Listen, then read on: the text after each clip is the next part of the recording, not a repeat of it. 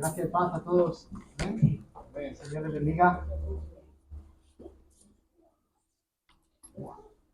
En esta preciosa mañana donde el Señor nos permite estar juntos de nuevo, celebrando a Cristo. Amén. Así que en esta mañana nos sentimos muy gozosos de un domingo más, en este lugar abierto para congregarnos y disfrutar de la gracia de Dios en medio de nosotros. Hoy, como ya han visto, tenemos una grata visita. Nuestro hermano Julián ha venido con su esposa. Con Julián nos conocimos hace 4 años, en la pandemia. Él dio una de las marcas de la iglesia saludable, yo la de los ancianos.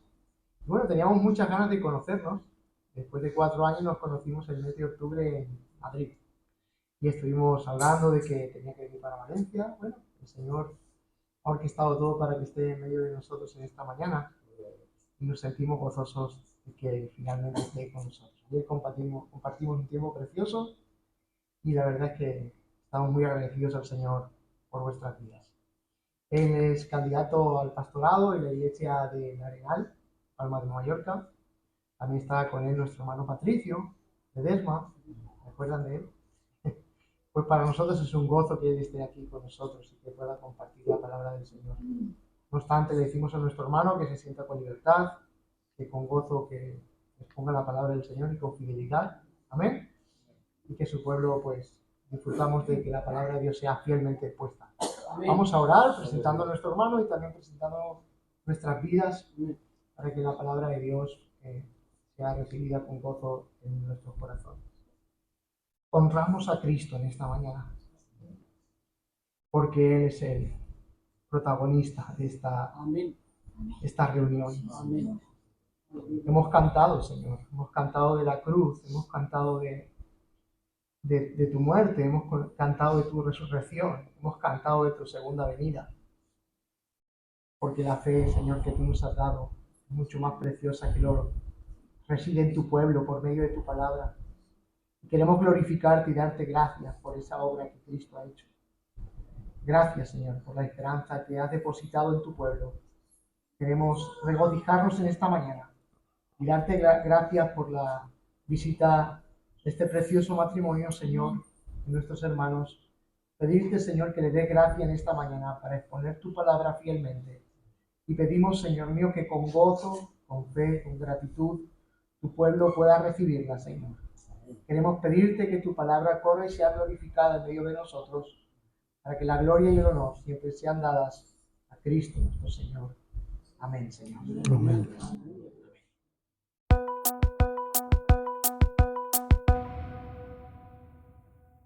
Pues estamos muy agradecidos a Dios de poder estar aquí entre vosotros. Teníamos muchas ganas de venir, hacía tiempo, lo que ha explicado Rafa, hacía mucho que queríamos venir, ha sido un poco difícil, básicamente porque yo tenía un examen, tenía oposiciones y lo he tenido un poquito complicado este último medio año, pero gracias a Dios aquí estamos y de verdad que estamos muy, muy contentos de estar aquí entre vosotros. Me gustaría que pudierais abrir vuestras Biblias en Apocalipsis 19. Vamos a tener una lectura en el principio del capítulo, Apocalipsis 19, y leeremos del 1 al 8.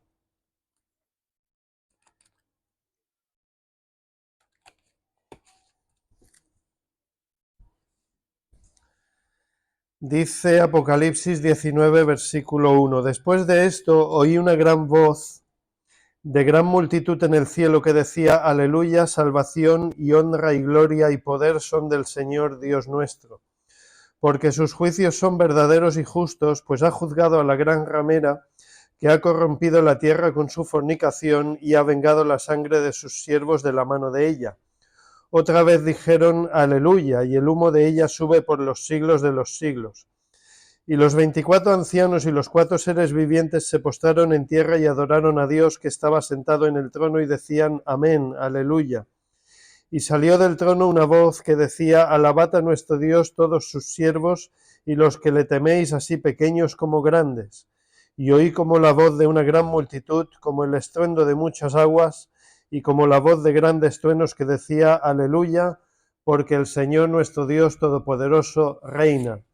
Gocémonos y alegrémonos y démosle gloria, porque han llegado las bodas del Cordero y su esposa se ha preparado. Y a ella se le ha concedido que se vista de lino fino, limpio y resplandeciente, porque el lino fino es las acciones justas de los santos. Amén. Con la ayuda de Dios, hoy me gustaría que meditemos un poquito en los versículos 7 y 8 de este pasaje que acabamos de leer. El texto, Apocalipsis 19, viene después de los capítulos 17 y 18, y ahí, solo lo digo por el contexto, en Apocalipsis 17 y 18, el apóstol Juan explica cómo finaliza la existencia del último gran enemigo de este mundo. Se explica cómo cae la, entre comillas, Gran Babilonia, que es ese enemigo de los cristianos que es fulminado con la venida del Señor Jesucristo. Esa Gran Babilonia es un simbolismo del inicuo que blasfema contra Dios, del hijo de perdición, o sea, del que parece ser iglesia y no lo es, y que según 2 de Tesalonicenses capítulo 2, el Señor matará con el espíritu de su boca y destruirá con el resplandor de su venida. Y aquí, en nuestro texto de hoy, en Apocalipsis 19, Juan ve los acontecimientos posteriores y los relata para gozo y para deleite de los creyentes. Si miráis el versículo 3, dice: otra vez dijeron aleluya, y el humo de ella sube por los siglos de los siglos, y los 24 ancianos y los 4 seres vivientes se postraron en tierra y adoraron a Dios que estaba sentado en el trono, y decían amén, aleluya. Y a partir del versículo 5, lo que toca es alegría y gozo en el cielo. Y lo voy a leer de nuevo, del 5 al 8. Y salió del trono una voz que decía: alabad a nuestro Dios todos sus siervos y los que le teméis, así pequeños como grandes. Y oí como la voz de una gran multitud, como el estruendo de muchas aguas y como la voz de grandes truenos que decía: aleluya, porque el Señor nuestro Dios todopoderoso reina. Gocémonos y alegrémonos y démosle gloria, porque, y aquí viene lo importante, han llegado las bodas del Cordero. Y, aquí está la clave, y su esposa se ha preparado. Y a ella se le ha concedido que se vista de lino fino, limpio y resplandeciente, porque el lino fino es las acciones justas de los santos. Bien, si bien ahora no voy a explicar los capítulos 17 y 18, que son los anteriores al 19, sí que los voy a resumir un poquito porque es bueno entender el contexto. Y el fragmento, si queréis girar la página hacia atrás, el 17, el 18, el contexto es de algo que se llama la gran ramera. Es un simbolismo, es una forma de hablar, es una expresión que usa el apóstol Juan a modo de aclaración final, tachando de gran ramera a una esposa infiel, es decir, a una iglesia infiel amalgamada con la última estructura de poder de este mundo, de acuerdo con Daniel 7 y Apocalipsis 13. Pero bueno, que nos entendamos, resumiendo, es una imagen que simboliza la infidelidad. La que se vende, la infiel, la esposa infiel, no es más que un simbolismo de una esposa, iglesia, que nos entendamos, es un simbolismo, que a pesar de una bonita apariencia por fuera, por dentro le da la espalda a Dios. Y de eso van muchísimos otros pasajes de la Biblia. Uno conocido es Mateo 23, Ezequiel 8. Son pasajes que tratan del libro de Oseas, tratan de una esposa infiel, o sea, de una iglesia desviada y corrupta, eso es lo que significa, hasta el punto de que esa iglesia desviada y corrupta era una abominación ante Dios. Y en 2 de Tesalonicenses, que lo he mencionado antes, capítulo 2, el apóstol Pablo hizo una alusión a Judas Iscariote cuando dijo exactamente esa misma expresión de hijo de perdición que sale en Juan 17, versículo 12. Y lo asoció con dos cosas más, con la apostasía y hombre de pecado, precisamente porque Judas fue un simbolismo. Judas fue un simbolismo de alguien que estaba muy cerca de la verdad, pero que en el fondo no estaba en la verdad. Judas fue alguien con apariencia de verdad, hasta el punto de engañar a los que estaban a su alrededor, pero que en realidad era apostasía, no era iglesia, no era esposa fiel, sino infiel, porque le daba la espalda a Dios en su corazón. El simbolismo de la ramera, entendido a la luz del resto de la Biblia, es el de infidelidad. Y como en la Biblia la esposa simboliza la iglesia, entonces la esposa infiel es una imagen, es un simbolismo, es de la iglesia infiel, la iglesia que no es realmente iglesia.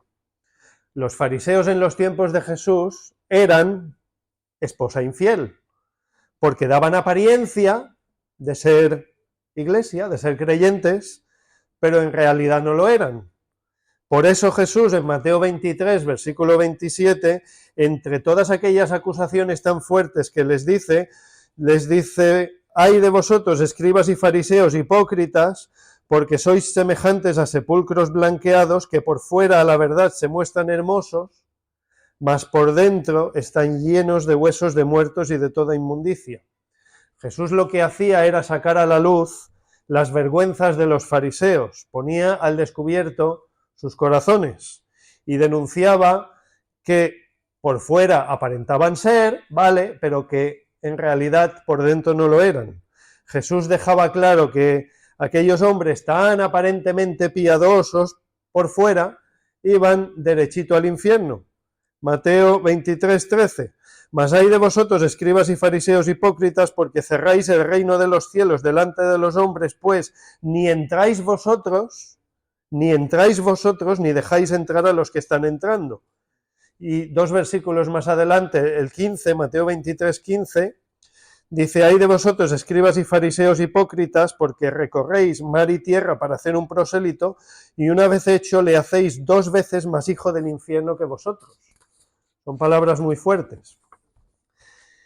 Y el pasaje que estamos viendo hoy, que vamos a ver hoy, Apocalipsis 19, Juan comienza aclarando que esa falsa iglesia es destruida y en las bodas del Cordero estará quien tiene que estar, que es la verdadera esposa de Cristo. Versículo 7, gocémonos y alegrémonos y démosle gloria porque han llegado las bodas del Cordero. ¿Y quién? Y su esposa se ha preparado. Han llegado las bodas del Cordero de Dios y su esposa se ha preparado. ¿Quién es la esposa? La iglesia. Su esposa es la verdadera iglesia, es decir, los que sí somos verdaderos creyentes. Y dice el versículo 7 que se ha preparado. ¿Y cómo se ha preparado? Pues esto lo tenemos en el versículo 8. Y este es el versículo en el que quiero que nos centremos hoy, el 8. Y a ella se le ha concedido que se vista de lino fino, limpio y resplandeciente, porque el lino fino es las acciones justas de los santos. Hay 2 partes en el versículo 8, fijaos bien. Una primera que cuenta lo que sucede, a ella se le ha concedido que se vista de lino fino, limpio y resplandeciente, y luego viene una segunda parte que es a modo de explicación, porque el lino fino es las acciones justas de los santos. Vamos primero con la primera parte, que es más sencilla, y luego veremos la segunda, que es la que tiene un poquito de problema. En la primera parte de este versículo 8, el apóstol Juan dice, y a ella se le ha concedido que se vista de lino fino, limpio y resplandeciente. Esto es otro de tantos pasajes de la Biblia que destrozan la idea de que uno puede alcanzar la salvación por sus propios medios. La iglesia no se viste a sí misma para las bodas del Cordero, ni muchísimo menos, sino que a ella se le es concedida la vestidura. Y esto es muy importante, porque ella, la iglesia, los creyentes, no entran en la cena de las bodas del Cordero, o sea, en el cielo, que nos entendamos, por sus propios medios. Se le es concedido. La entrada al cielo a los creyentes se le es concedida. El pase para la fiesta se le es dado. Es una concesión, es algo dado. ¿Una concesión por parte de quién? De Dios, ¿no? Es Dios mismo que escoge los que entran a la boda, porque es Dios quien da las vestiduras para entrar. En 2 de Tesalonicenses 2, 13, el apóstol Pablo dice, está escribiendo a creyentes, pero nosotros debemos dar siempre gracias a Dios respecto a vosotros, hermanos amados por el Señor, de que Dios os haya escogido desde el principio para salvación. Y si volvemos a Apocalipsis 19, el versículo 8, que es el que estamos mirando, no dice que la esposa ha alcanzado las vestiduras, ni que la esposa se ha ganado las vestiduras. No dice que se viste a sí misma, sino que dice que es Dios quien la viste para entrar al convite. Es Dios quien le concede a la esposa que se vista de una determinada manera. Antes, la lectura que hemos tenido era en Mateo 22, si os acordáis. Jesús explicó algo mediante una parábola en Mateo 22. Si vamos un momentito a ese texto, al final de la parábola, versículo 11 dice: y entró el rey para ver a los convidados y vio allí a un hombre que no estaba vestido de boda. Vio allí a un hombre que no estaba vestido de boda y le dijo: amigo, ¿cómo entraste aquí sin estar vestido de boda? Las parábolas de Jesús eran ejemplos para transmitir verdades. En ocasiones sucesos, en ocasiones sencillas comparaciones, para que se entienda algo, básicamente. ¿Qué verdad transmite la parábola de Mateo 22? Pues que no se puede entrar a la boda sin las vestiduras que toca. En lenguaje de hoy en día, que no se cuela nadie. Las vestiduras para entrar, uno no las coge por sí mismo, no se las gana, no se las alcanza, no se las proporciona a sí mismo, sino que le son concedidas, es lo que nos dice el versículo. ¿Y cómo acaban las palabras de Jesús en Mateo 22? El 13, entonces el rey dijo a los que servían: atadle de pies y manos y echadle en las tinieblas de afuera, allí será el lloro y crujir de dientes. Es decir, cada uno va al destino que le toca. El que no puede entrar a la boda, pues se queda fuera. Y Jesús acaba con la conclusión de esta parábola en el versículo 14, que es el último que hemos leído, que es la clave del texto. Porque muchos son llamados y pocos escogidos. La cuestión va de escogidos. El entrar o no entrar a la fiesta de bodas es una cuestión de que te sean concedidas las vestiduras para entrar. Y si volvemos a nuestro texto de esta mañana, Apocalipsis 19, 8, y a ella se le ha concedido que se vista de lino fino, limpio y resplandeciente, porque el lino fino es las acciones justas de los santos. Antes he dicho que en este versículo había dos partes, ¿no? La primera, que explica lo que sucede, y una segunda a modo de explicación, porque el lino fino es las acciones justas de los santos. ¿Cuál es el resumen de la primera? Lo hemos visto, sí, muy por encima y sin entrar en detalles de los tres adjetivos del lino, de cómo era el lino, sin entrar mucho en detalles. Básicamente, que la esposa está bien vestida, que la esposa tiene la vestidura adecuada para la fiesta de bodas. Esa es la conclusión de la primera parte. Ahora vamos con la segunda. La segunda es la que he dicho que tiene un poquito de problema. ¿Cuál es el problema? Que no está muy bien traducido. Y además, lo voy a decir sin anestesia, está mal traducido.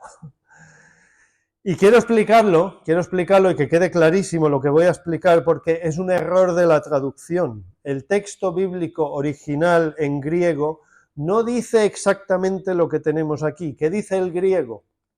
¿Qué dice el texto griego? La 1909, la Reina Valera 1909, que es anterior a la del 60, la que se usaba en las iglesias evangélicas en España en la primera mitad del siglo XX,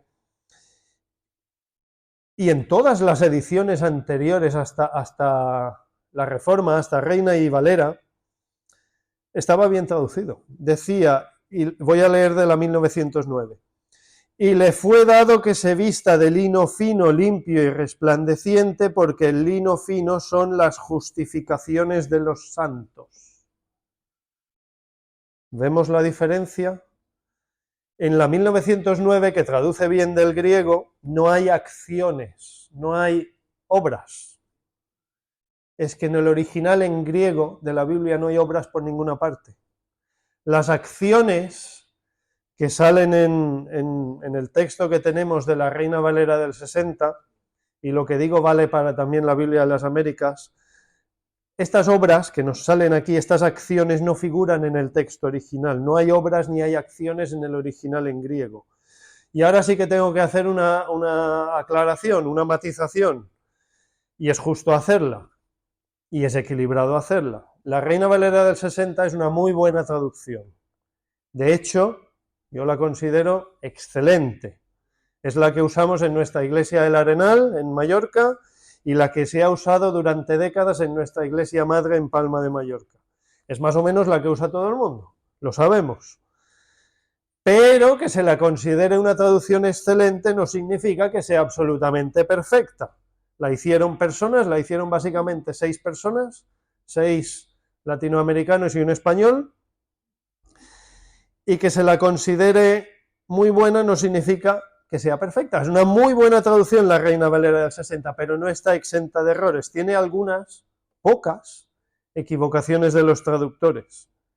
Y dicho esto, también diré, de paso, ya no está de más decirlo, que ninguna traducción de la Biblia puede ser considerada perfecta. Las palabras que sí consideramos perfectas y sin error son las palabras originales de la Biblia, en hebreo el Antiguo Testamento y en griego el Nuevo Testamento. La Confesión Bautista de Londres de 1689 incluye precisamente esto en su capítulo 1, párrafo 8, y lo voy a leer. El Antiguo Testamento en hebreo, que era el idioma del pueblo de Dios en la antigüedad, y el Nuevo Testamento en griego, que en el tiempo en que fue escrito era el idioma más generalmente conocido entre las naciones, siendo inspirados inmediatamente por Dios y mantenidos puros a lo largo de todos los tiempos por su especial cuidado y providencia, son, por lo tanto, auténticos de tal forma que en toda controversia religiosa la Iglesia debe recurrir a ellos como autoridad determinante. Bien. Volviendo a la Reina Valera del 60, es una buena Biblia, una muy buena Biblia, excelente, pero de vez en cuando tiene fallos de traducción. Si queréis otro ejemplo, Gálatas 5:12. Lo único que hay que tener en cuenta que en la Reina Valera del 60, en algunas ocasiones, muy pocas ocasiones, porque hay que decirlo, traduce de forma francamente mejorable. Gálatas 5:12, Apocalipsis 19:8, pero todo esto lo digo porque Apocalipsis 19:8 es, a mi modo de entender, el error de traducción más grande de toda la Reina Valera del 60. Precisamente porque afecta a una cuestión doctrinal. Gálatas 5:12 no afecta a ninguna cuestión doctrinal. Y este es el porqué de esta predicación de hoy. Porque yo tenía inquietud en mi corazón de compartir esta reflexión con vosotros, porque me parece importante que cada creyente esté al tanto de que Apocalipsis 19:8 tiene una equivocación grave en la traducción. Y también diré que es el único error que afecta a una cuestión doctrinal. Todas las demás equivocaciones son cuestiones menores, son cosas de bastante poca importancia. Por eso quiero que veamos porque en el fondo, en toda la Reina Valera del 60, es la única equivocación grave y que afecta a una cuestión doctrinal. Por eso creo que vale la pena verlo. Y digo grave porque es grave. Estamos hablando de acceso al cielo, acceso a la vida eterna. Según la doctrina protestante evangélica, al cielo se entra por fe, sin obras. Según la doctrina católica romana, al cielo se accede por fe y obras. Las obras son imprescindibles, según el catolicismo, para entrar en el cielo, porque cuentan, porque puntúan, en lenguaje de hoy en día, dan puntos. El gran choque doctrinal de la Reforma Protestante fue básicamente por esta cuestión. En los tiempos de Lutero, las imágenes, las reliquias, lo de las indulgencias, lo de los sacramentos, todo eso, sí, vale, influyó en la separación de los que hoy nos llamamos evangélicos del catolicismo. Pero lo esencial fue la forma de entender el acceso a la salvación, con o sin obras. Los evangélicos creemos que se accede al cielo por fe y que las obras no puntúan de cara al acceso. El caballo de batalla de los protestantes evangélicos que en estos últimos 500 años han salido de la comunión con Roma ha sido, es y sigue siendo Romanos 1:17.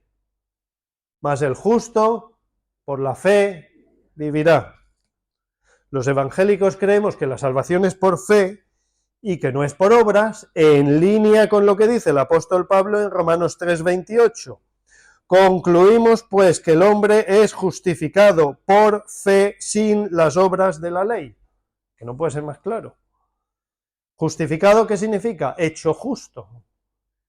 No hay obras en el acceso al cielo. Los evangélicos no creemos que uno pueda presentarse delante de Dios con las manos llenas de buenas obras, a ver si tal vez por fortuna son suficientes para que Dios se apiade de nosotros y nos deje entrar en su salvación. No funciona así.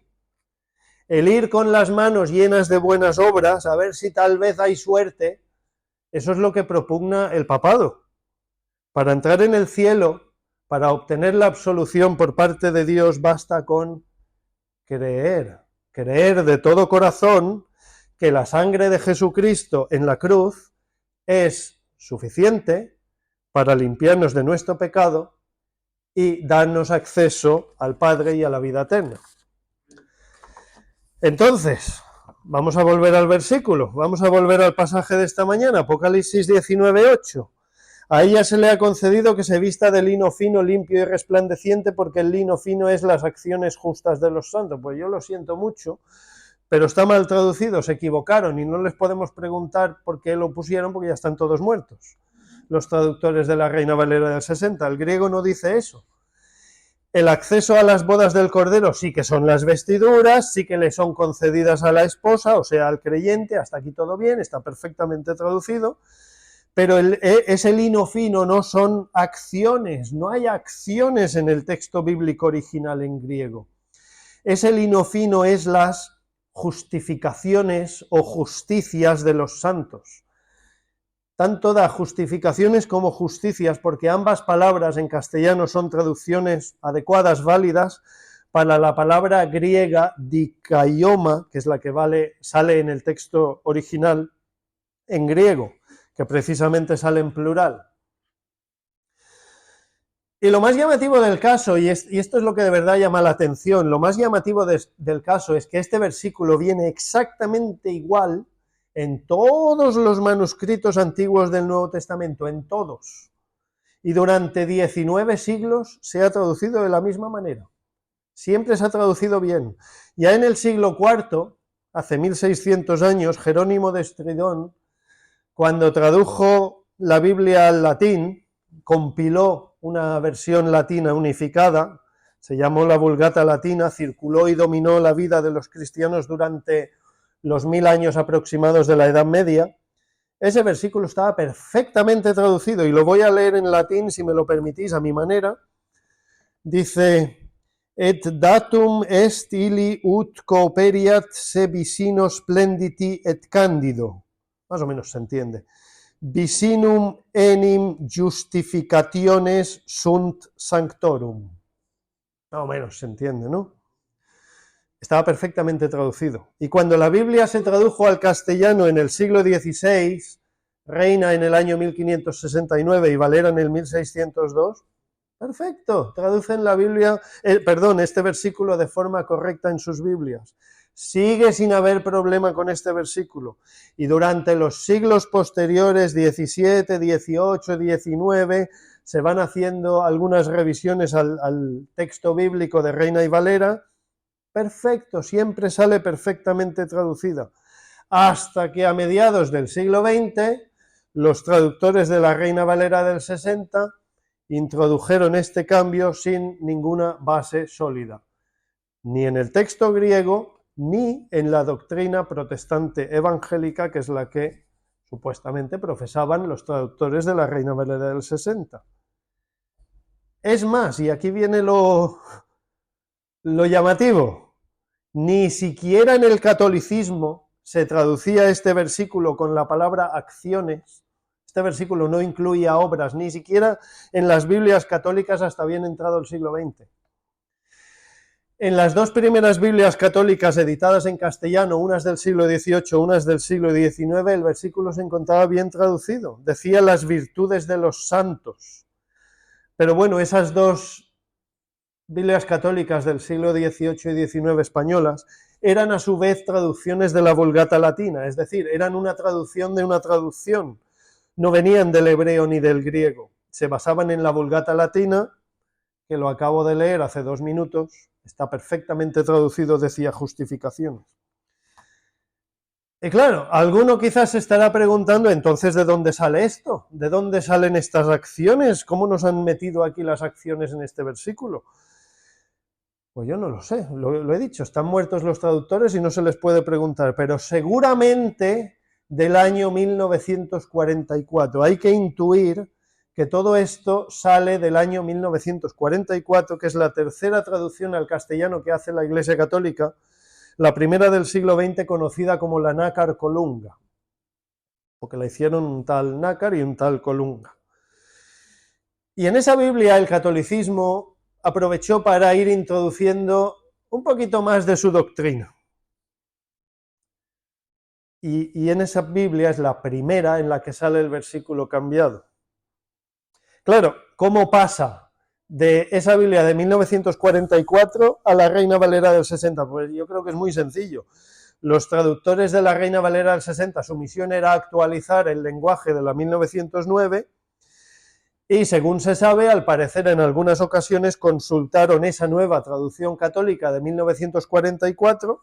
Hay que suponer que para coger ideas de cómo expresar ciertas cosas en castellano más moderno, y por algún motivo que se desconoce, pues yo qué sé, les dio por copiar ese versículo, el 19:8, introduciendo en el texto bíblico un cambio muy importante, que es una interpretación del texto en línea con la doctrina católica romana en lugar de una simple traducción del texto original griego.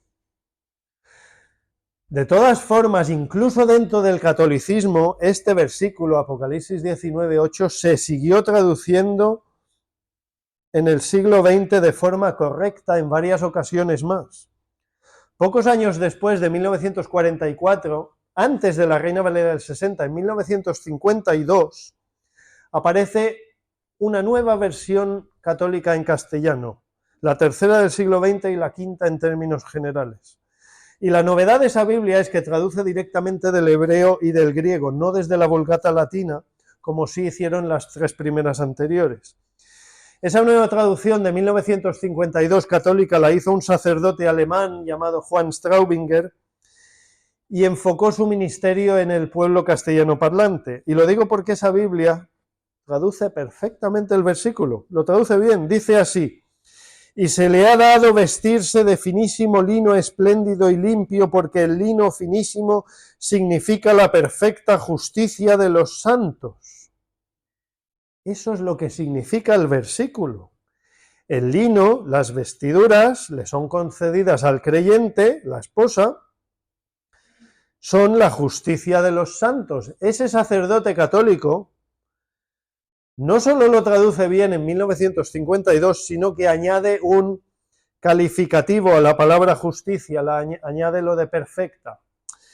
Y es verdad que siendo puristas, técnicamente eso de perfecta vuelve a ser interpretación, porque no sale perfecta en el texto griego original. Pero bueno, al menos es una interpretación en la buena línea. Porque ese sacerdote católico, que nació y murió bajo el ambiente del Concilio Vaticano I, tan antiprotestante como era, no lo podía haber interpretado mejor, porque dijo que las vestiduras eran la perfecta justicia de los santos. Y si lo pensamos un poco, ¿quién tiene perfección y quién puede dar perfecta justicia? Cristo. Más importante aún, ¿a la justicia de quién se refiere este versículo? A la de Cristo. Es lo que ahora vamos a ver. Y creo que ahora sí que se entiende bien el versículo, ¿verdad? El acceso a la vida eterna, las vestiduras para entrar a la fiesta de las bodas del Cordero es las justificaciones, es las justicias de los creyentes. ¿Y quién es nuestra justicia? Filipenses 3, versículos 8 y 9. ¿Quién es nuestra justicia? Lo voy a leer. Filipenses 3, 8 y 9. Y ciertamente aún estimo todas las cosas como pérdida por la excelencia del conocimiento de Cristo Jesús, mi Señor, por amor del cual lo he perdido todo y lo tengo por basura, para ganar a Cristo y ser hallado en Él. Y atención aquí lo que dice, no teniendo mi propia justicia, que es por la ley, sino la que es por la fe de Cristo, la justicia que es de Dios, por la fe. Conclusión, Cristo es nuestra justicia. Cristo es nuestra justificación. Y eso es por fe, no es por obras. En Romanos 5:1 dice, justificados pues por la fe, tenemos paz para con Dios por medio de nuestro Señor Jesucristo. Lo repito, justificados pues por la fe, tenemos paz con Dios. Justificados, dice el apóstol Pablo. En Romanos 5:1, lo que acabo de leer, lo he leído 2 veces aposta, sale precisamente la misma palabra en griego que en Apocalipsis 19:8, el texto que estamos viendo. Lo único que una es un verbo y la otra es un sustantivo. Pero bueno, que tienen la misma raíz, que en el fondo es la misma palabra base. La justificación del creyente delante de Dios es por fe, no es por obras, no es por acciones justas. Uno no se justifica delante de Dios por acciones, se justifica por fe. Y por cierto, y lo digo ya de paso, de pasada, hay más traducciones católicas de la segunda mitad del siglo XX que aún continúan traduciendo bien este versículo.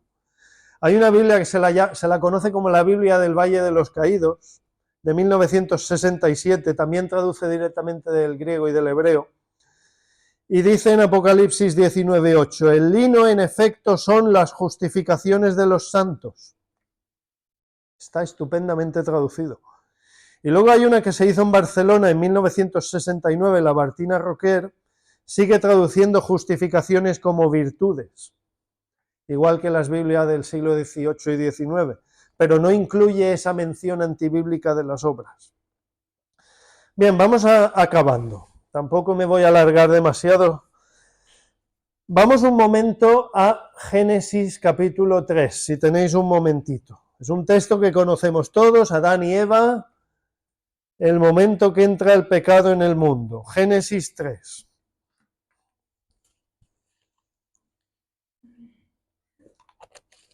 Solo es un momentito.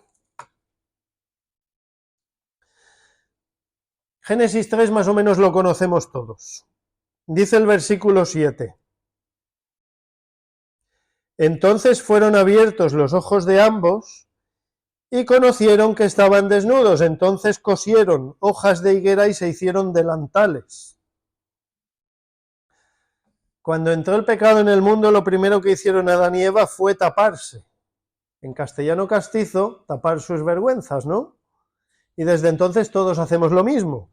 Intentamos tapar nuestras vergüenzas, nuestro pecado. Intentamos por todos los medios disimular nuestro pecado, que no se vea, que no se note, que los demás no me lo vean. Seguimos, versículo 8.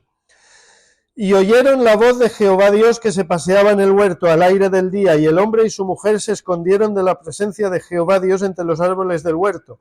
Mas Jehová Dios llamó al hombre y le dijo, ¿dónde estás tú? Y él respondió, oí tu voz en el huerto y tuve miedo. ¿Por qué? Porque estaba desnudo y me escondí. Adán tiene pecado y se da cuenta de que está desnudo ante Dios. Y cuando Dios se le acerca tiene miedo. Versículo 11. Y Dios le dijo, ¿quién te enseñó que estabas desnudo? ¿Has comido del árbol que yo te mandé que no comieses? Saltamos al versículo 21. Y Jehová Dios hizo al hombre y a su mujer túnicas de pieles, ¿y qué dice al final? Y los vistió. ¿Quién los vistió? Dios. Las hojas de higuera, hay que pensarlo un poquito, era una chapuza, una grandísima chapuza. Pero bueno, al parecer es lo único que Adán pues pudo hacer así a modo de apaño de urgencia. Tuvo miedo y cogió lo que pudo. Pero con las hojas de higuera no iba a ir muy lejos. Además, si les da el sol en verano, secas, se secan enseguida. Y además, ¿quién ha cogido higos en verano? Anda que no pican las hojas de higuera, te pican todos los brazos después de coger higos.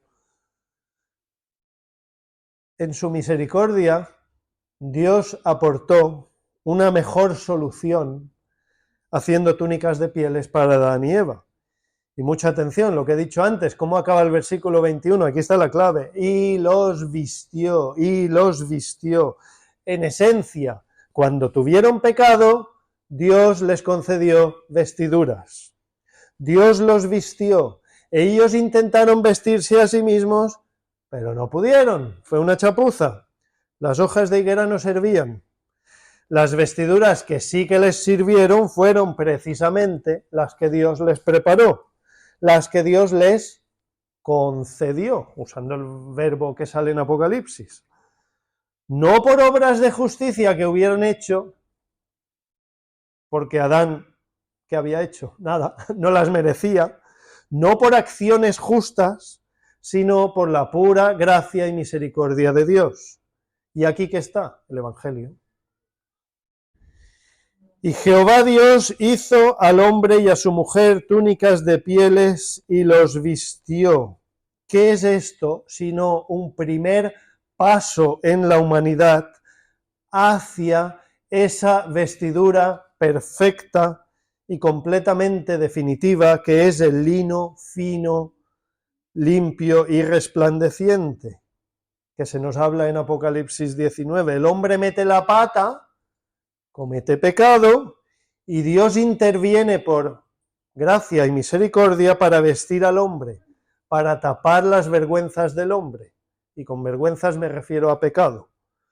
Fue gracia por parte de Dios, fue un favor inmerecido, y a partir de Adán y Eva y hasta el día de hoy, Dios tiene gracia para con nosotros los hombres pecadores, y nos tiende su mano por pura misericordia.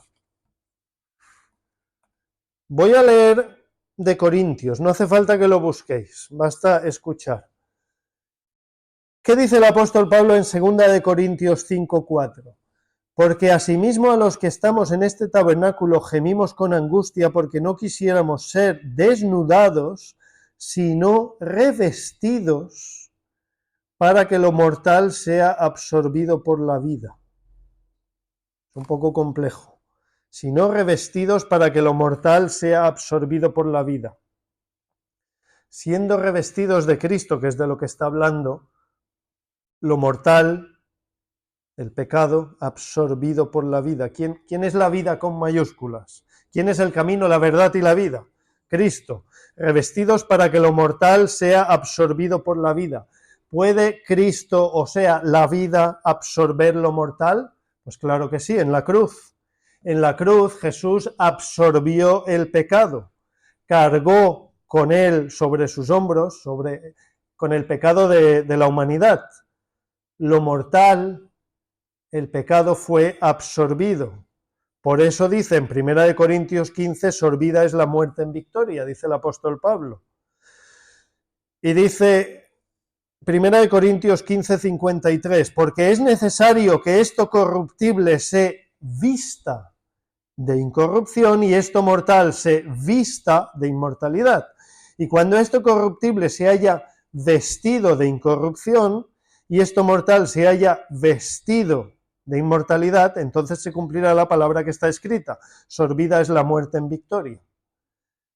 Estamos hablando de vestiduras y de salvación. La victoria está en Cristo Jesús en la cruz. Y claro, sigue el apóstol Pablo, versículo 55, ¿dónde está, muerte, tu aguijón? ¿Dónde, oh sepulcro, tu victoria? Ya que el aguijón de la muerte es el pecado y el poder del pecado la ley, mas gracias sean dadas a Dios que nos da la victoria por medio de nuestro Señor Jesucristo. Cristo es la victoria. Cristo es nuestra victoria y nos es dado. Cristo es nuestra justificación porque obra la sustitución en la cruz. El justo muere por los injustos y ocupa su lugar. Por tanto, Cristo redime del pecado a los que creemos en su muerte expiatoria en la cruz.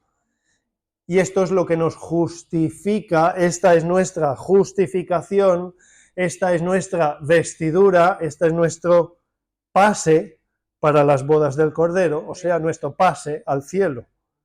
Cristo mismo es nuestra justicia, nuestra justificación. En 1 Corintios 1 dice: mas por él estáis vosotros en Cristo Jesús, el cual os ha sido hecho por Dios sabiduría, justificación, santificación y redención. De esas 4 palabras ahora nos queremos quedar con una. O sea, Cristo nos ha sido hecho por Dios, justificación. En otras palabras, nos ha sido concedido. Se nos ha concedido que nos revistamos de justicia, o sea, de Cristo mismo, que es nuestro pase para las bodas del Cordero. Y dice el apóstol Pablo en Gálatas 3, 27, porque todos los que habéis sido bautizados en Cristo, y aquí está la clave, de Cristo estáis revestidos. Porque todos los que habéis sido bautizados en Cristo, de Cristo estáis revestidos. De Cristo estamos revestidos los creyentes. Cristo es nuestra justicia, nuestra perfecta justicia. Por eso las vestiduras que Dios le hizo a Adán y Eva eran pieles, porque para obtener esas pieles era requerido un sacrificio. Esas pieles ya apuntaban a un sacrificio mayor. Para poder estar vestidos era preciso un sacrificio. Para que nosotros pudiéramos obtener la redención de nuestros pecados, o sea, estar revestidos de Cristo, fue requerido un sacrificio, el sacrificio del Cordero de Dios. Pero Jesús no permaneció en el sepulcro, sino que resucitó en victoria y reina. Y los creyentes estaremos en esa gran celebración que son las bodas del Cordero. Ahí estaremos nosotros los creyentes, la iglesia fiel, la mujer virtuosa, la iglesia limpia por la sangre de Cristo, revestidos de justicia, vestidos, como dice Apocalipsis, de lino fino, limpio y resplandeciente, que es Cristo, nuestra justificación. Cuando en el Salmo 143, 11 dice: por tu nombre, oh Jehová, me vivificarás, por tu justicia sacarás mi alma de angustia. Esa palabra justicia, para los que somos creyentes, en este pasaje y en muchos otros pasajes como este, se puede intercambiar por Cristo. Vais a ver, lo leo de nuevo, Salmo 143, 11. Por tu nombre, oh Jehová, me vivificarás, por tu justicia sacarás mi alma de angustia. Vamos a sustituir justicia por Cristo. Podríamos perfectamente decir: por tu nombre, oh Jehová, me vivificarás, por Cristo sacarás mi alma de angustia. Es por Cristo por quien sale nuestra alma de angustia, porque es por Cristo por quien somos vivificados. Es por Cristo por quien recibimos el acceso al Padre y a la vida eterna. Es por Cristo que tenemos el pase para esa fiesta de bodas. Cristo mismo es nuestro pase, es nuestra vestidura que nos es concedida. Y si estamos revestidos en Cristo, no hay peligro de que nos suceda lo que esa parábola, que se nos acerque el rey y nos diga: amigo, ¿cómo entraste aquí sin estar vestido de boda?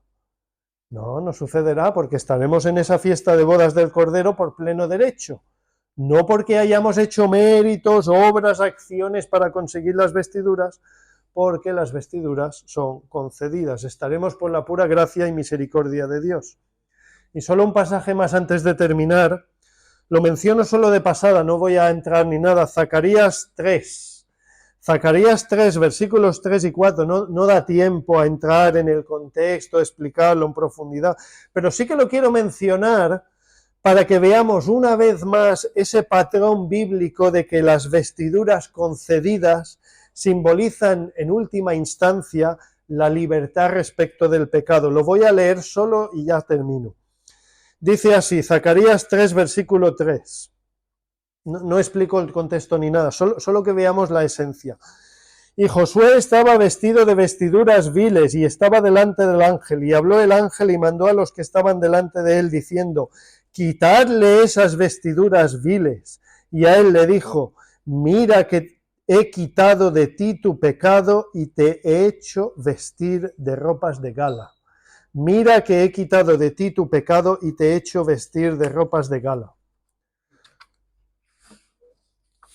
Lo he mencionado solo para que veamos el patrón bíblico de que las vestiduras concedidas simbolizan la libertad respecto del pecado. Y así como por su pura gracia y misericordia Dios vistió a Adán y Eva de pieles de animal, en el día final los que creemos seremos revestidos de Cristo, de lino fino, limpio y resplandeciente, como hemos visto en Gálatas 3:27, porque todos los que habéis sido bautizados en Cristo, de Cristo estáis revestidos. Terminamos, unos minutitos y termino. Volvamos a nuestro texto, lo leo por última vez, lo que esta vez lo voy a leer bien traducido, sustituyéndolo de las acciones por la parte correcta de la Reina Valera 1909. Apocalipsis 19:8. Y a ella se le ha concedido que se vista de lino fino, limpio y resplandeciente, porque el lino fino es las justificaciones de los santos. Bien, ese es nuestro versículo. Estamos en Apocalipsis. Es un libro con un montón de simbolismo.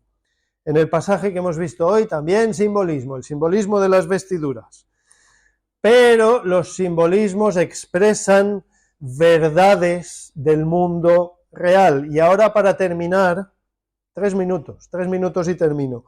Me quiero dejar de simbolismos y que nos centremos en lo que todas estas cosas significan. Vamos al grano. Después de esta vida hay un juicio. Y a ese juicio uno no puede ir disfrazado ni aparentando. Ahí no se puede disimular ni aparentar, porque el juez es Dios mismo. Y a Dios no se le puede engañar. En el juicio final, toda nuestra vida estará ahí encima de la mesa delante de Dios. Todo lo que hemos hecho estará ahí delante de Dios. Al que no tiene a Cristo en su vida, cuando llegue a ese juicio no le van a valer las excusas. No le van a valer los argumentos, las hojas de higuera. No van a servir para nada delante del juez con mayúsculas. A veces parece que la muerte está lejos, que nos queda mucho. El viernes de la semana pasada tuvimos que ir al cementerio en Mallorca, en Palma, a dar el pésame a una familia y despedir a uno de 38 años. A ese chico que yo tengo 45, yo recuerdo cuando nació, yo recuerdo su madre embarazada de él. A este chico ya se le ha agotado el tiempo. Ya le toca presentarse delante de Dios en el juicio. La vida a veces nos parece muy larga, pero no es tan larga. Y uno se puede ir en cualquier momento. Que un accidente de coche, en el momento menos pensado. Si tú no tienes puesta toda tu confianza en Cristo Jesús para la salvación de tu alma,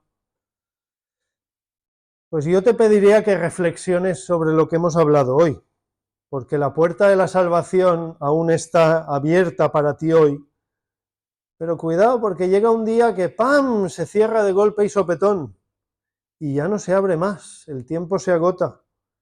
Después de la muerte hay algo, ya lo creo que hay algo, hay un juicio, y para llegar a ese juicio bien, hay que hacer las paces con Dios antes de ir para allá, en esta vida. Y las paces con Dios se hacen recibiendo el regalo de la salvación, que es la cruz de Cristo. Es gratis, solo hay que creer. Cree en el Señor Jesucristo para salvación y tendrás acceso a la vida eterna para siempre junto a Él, porque la otra opción es la condenación. ¿Dónde? Eterna, en el infierno. Piénsalo, porque aquí y ahora en esta vida cada uno es responsable de su propia vida. Tú eres responsable del destino de tu alma. El destino del alma depende de dónde tengas puesta tu confianza. Pregunta que cada uno tiene que hacerse: ¿confías tú plenamente en Jesucristo para la salvación de tu alma? Y las acciones no valen, las buenas obras no valen como justificativo para entrar al cielo. Si tú llegas, vamos a suponer el caso, que tú llegas al juicio final con las manos llenas de buenas obras, con las manos llenas de acciones justas y súper bondadosas, has hecho un montón de cosas buenas, pero das la espalda a Cristo en tu corazón, no te va a valer. Si tu corazón le da la espalda a Jesús, lo tienes chungo. Es que voy a ser lo más claro posible, yo no sé si puedo ser más claro. A esa gran fiesta final que es el cielo, se entra con pase, y el pase es Cristo mismo. Si tienes a Cristo en tu vida, tienes el pase. Si no tienes a Cristo en tu vida, no tienes el pase, no tienes las vestiduras adecuadas para esa fiesta. Cristo es el pase porque Cristo es la clave de todo. Jesucristo es el camino, la verdad y la vida. Cristo es el único acceso a la vida eterna porque Él mismo es la vida. Y antes decíamos que para los creyentes Cristo es nuestra justicia, y sí, es así, Cristo es nuestra vida y es nuestra justicia. Los creyentes no vamos a ese juicio confiando en nuestras pobres excusas, ¡ay, qué diremos, qué diremos! Los creyentes no vamos con hojas de higuera apañadas de cualquier manera por nosotros mismos. No vamos a Dios con apaños y con chapuzas. Los creyentes vamos con vestiduras buenas, conseguidas mediante un sacrificio, que es el sacrificio de la cruz. Los creyentes confiamos en Cristo como nuestro sustituto en la cruz por nuestro pecado. Confiamos en su perfección y en su justicia, que son imputadas a nuestro favor en la cruz. Jesucristo lo es todo para los que creemos en su obra de redención en la cruz.